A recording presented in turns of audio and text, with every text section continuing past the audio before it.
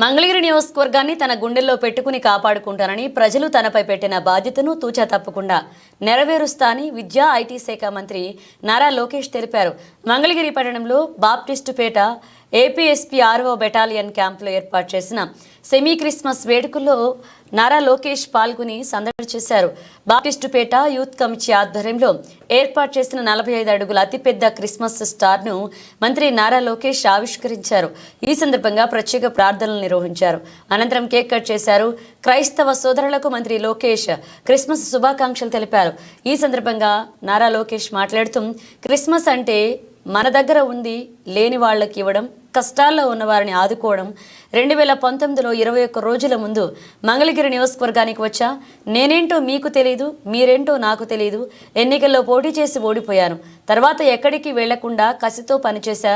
2024 ఎన్నికల్లో భారీ మెజార్టీతో ప్రజలు నన్ను ఆశీర్వదించారు. ఏపీఎస్పీ 6వ బెటాలియన్ క్యాంపులో ఏర్పాటు చేసిన సెమీ క్రిస్మస్ వేడుకల్లో మంత్రి నారా లోకేష్ మాట్లాడుతూ 1995లో ఆంధ్ర రాష్ట్ర పోలీసులు నెంబర్ 1గా ఉండేవారు. గడిచిన 5 ఏళ్లలో గత ప్రభుత్వం పోలీస్ వ్యవస్థను వ్యక్తిగత కక్ష సాధింపు కోసం వాడుకున్నారు. నాపై అక్రమంగా 23 కేసులు పెట్టారంటూ నారా లోకేష్ చెప్పారు.